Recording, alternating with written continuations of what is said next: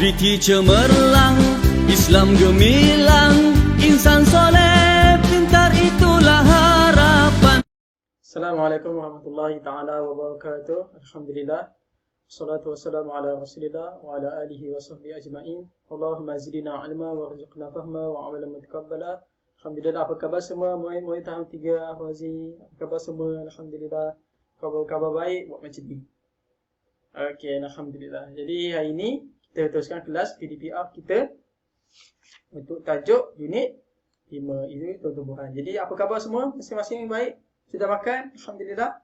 Jadi pastikan kamu semua fokus untuk kelas ini dan pastikan tidak tengok di TV waktu kelas. Tengok TV ke, tengok video ke, tengok video ustaz je. Boleh? Okey, baik. Alhamdulillah. Baik, kita pergi kepada muka surat 71. Kita akan belajar tentang tumbuhan. Okey, kita tengok gambar di sini. Program penanaman semula pokok bakau. Wow, banyaknya anak pokok. Okey, di sini. Okey, siapa sini biasa tanam pokok dekat rumah? Tolong mak ayah dia tanam pokok. Angkat tangan. Okey, siapa yang ada pokok bunga ke, tanam pokok bunga ke, tanam pokok buah ke. Jadi kita sebenarnya membantu menghijaukan bumi. Sebab apa? Sebab Allah Subhanahu Wa Taala ciptakan tumbuh-tumbuhan ini untuk sebagai apa?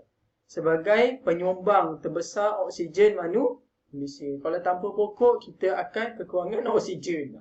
Sebab oksigen ni hanya dihasilkan oleh tumbuhan. Masya Allah, Masya Allah. Okay, jadi sebenarnya Allah Subhanahu Wa Taala telah ciptakan tumbuhan penuh dengan hikmah dan rahsia. Okey, hari ini kita akan belajar tentang cara pembiakan tumbuhan. Okey, siapa sini pernah makan buah betik? Suka makan buah betik? Angkat tangan. Okey, buah betik dibenihkan. Okey, pembiakan biji pokok betik adalah melalui biji benih. Sama dengan pokok cili. Siapa sini pernah makan cili? Cili pun ada biji dia. Jadi biji itu fungsi dia adalah untuk pembiakan tumbuhan itu. Pokok cili dengan pokok betik. Dia membiak melalui biji benih. Okey, ada juga pokok yang membiak melalui anak pokok. Pokok dia dah tumbuh besar-besar, lepas tu dia menumbuhkan anak pokok. Contohnya apa? Seperti pokok pisang dan pokok keladi. Okey, selain itu ada juga yang membiak melalui batang bawah tanah, ataupun dia membiak melalui daripada induk dia akan mengeluarkan batang. Daripada induk ni akan mengeluarkan anak benih yang lain. Contohnya seperti pokok bawang. Pokok bawang dan juga pokok ubi kentang. Tapi kalau pokok ubi kentang dan bawang ni hanya akan menumbuhkan, akan membedihkan pokok yang baru bila ditanam dalam tanah. Sebab apa? Dia memerlukan tanah untuk dia membiak. Ada juga pokok yang membiak oleh spora. Spora ni adalah apa? Spora ni adalah seperti satu bidang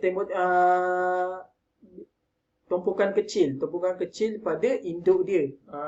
Tidak bunga, dia tidak berbunga, membiak melalui spora. Contohnya seperti cendawan dan pokok paku pakis.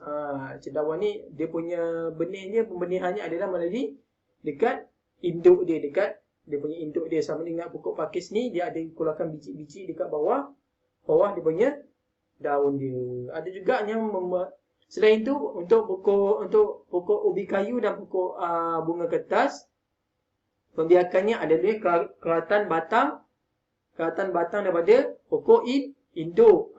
Kerana batang itu ditanam akan dipotong dan kita cucuk dalam tanah dan dia boleh tumbuh. Okay, siapa sini suka makan ubi kayu? Okay, ubi kayu sangat sedap. Biasanya ubi kayu dibuat apa?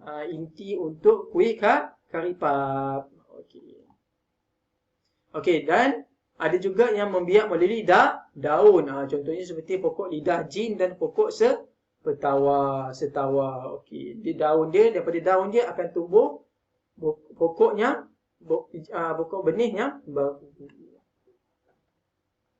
Okey, sebab apa kita penting memahami pembiakan tumbuh-tumbuhan? Sebab apa?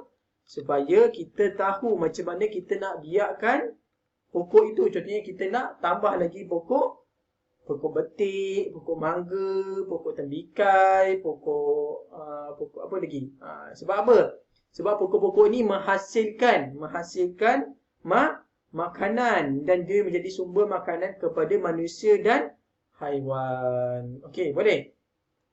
Okey, selain itu juga sebenarnya pokok-pokok ni adalah habitat kepada haiwan. Kita bayangkan sebab apa banyak monyet dekat kawasan perumahan? Sebab apa?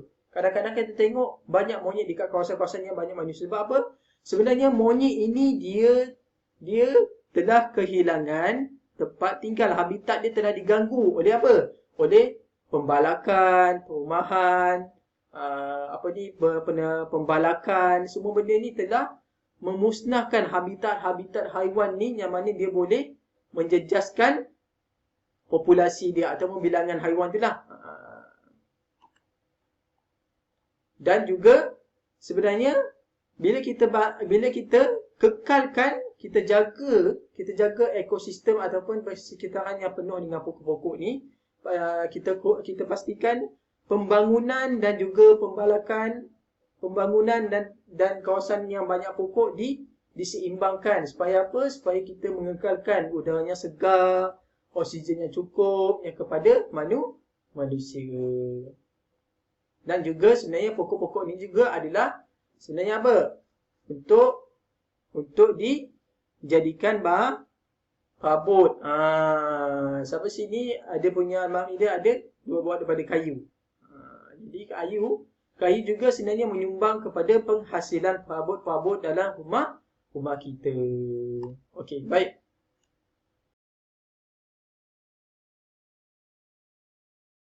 Terdapat banyak cara yang berbeza tumbuhan boleh membiak. Tumbuhan boleh membiak melalui biji benih, anak pokok, daun, batang bawah tanah, spora dan keratan batang. Tumbuhan yang menghasilkan buah seperti pokok betik, pokok tembikai dan pokok tomato membiak melalui biji benih. Contoh-contoh tumbuhan lain yang membiak melalui biji benih ialah pokok mangga, pokok rambutan dan pokok cili. Tumbuhan yang membiak secara keratan batang ialah pokok tebu, pokok bunga ros dan pokok bunga kertas. Anak pokok adalah tumbuhan kecil yang tumbuh berhampiran tumbuhan induk. Contoh-contoh tumbuhan yang membiak melalui anak pokok ialah pokok pisang, pokok keladi dan pokok nanas. Terdapat juga tumbuhan yang membiak melalui daun tumbuhan induk. Contoh-contoh tumbuhan yang membiak melalui daun ialah pokok setawa dan pokok lidah metua. Sesetengah tumbuhan seperti bawang membiak melalui batang bawah tanah menjadi tumbuhan kecil.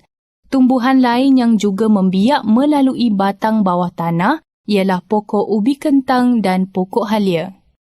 Sesetengah tumbuhan seperti paku pakis membiak melalui spora. Contoh-contoh tumbuhan lain yang tumbuh melalui spora ialah cendawan dan lumut. Baik, alhamdulillah. Okey, itu saja kelas kita pada kali ini. Alhamdulillah. Jadi sebelum itu kita ulang balik. Sebelum kita belajar tentang apa? Jenis haiwan. Haiwan ada 3 jenis iaitu herbivore, carnivore dan omnivore. Herbivore tabiat makanan apa? Tabiat makanan dia hanya makan tumbuhan sahaja. Dia hanya makan tumbuhan sahaja. Contohnya apa? Seperti lembu, kambing, arnab. Karnivor apa? Karnivor makan haiwan lain. Makan haiwan lain. Contohnya seperti apa? Seperti harimau, singa, kucing, dan juga dan sekali omnivore. Omnivore ni makan haiwan lain dan juga makan tumbuh-tumbuhan seperti apa? Seperti ayam, itik.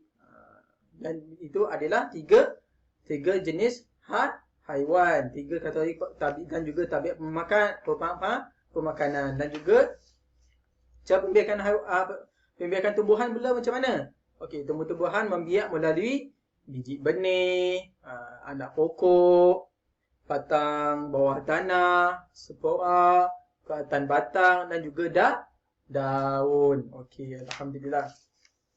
Dan kepentingan pembiakan tumbuh-tumbuhan itu apa? Untuk mengekat membekalkan makanan kepada haiwan dan manusia. Mengekalkan habitat kepada haiwan. Yang ketiga, membekalkan udara yang segar dan juga oksigen kepada manusia dan haiwan. Dan keempat, menjadi sumber pembuatan pabut kepada manusia. Jadi alhamdulillah, baik itu saja kelas kita. Jumpa lagi pada kelas akan datang insya-Allah. Subhanakallahumma wa bihamdika asyhadu an la ilaha illa anta astaghfiruka wa atubu ilaik. Assalamualaikum warahmatullahi taala wabarakatuh. Terima kasih semua.